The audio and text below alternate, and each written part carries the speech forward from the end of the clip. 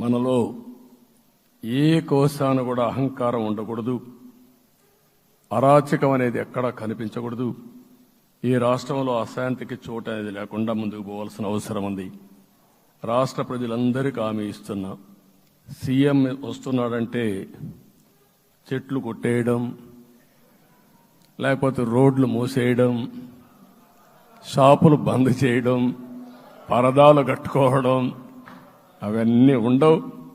CM కూడా ఒక మామూలు మనిషిగానే వస్తా, అందరితో కలిసి ఉంటాం.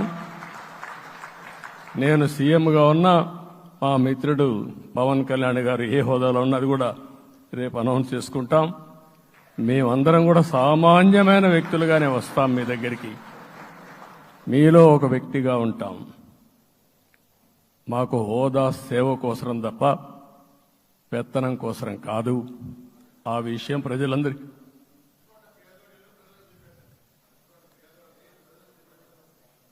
అవన్నీ చేస్తాం. ఇంకొక పక్కన నిన్న మొన్న నేను వస్తానంటా ఉంటే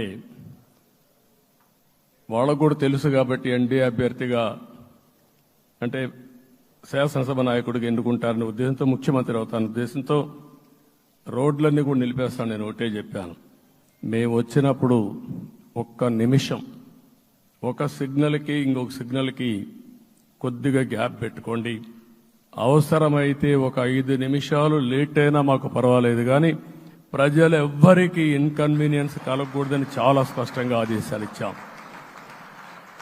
కాబట్టి అవన్నీ మనం చేద్దాం. ఇంకొక పక్కన దాడులు చేసి బాధితులపైనే కేసులు పెట్టే పరిస్థితి ఉండదు ఈ రోజు నుంచి. అది కూడా మనం చూసాం. ఏ ఒక్కరి ఆత్మగౌరవానికి భంగం కలగదు.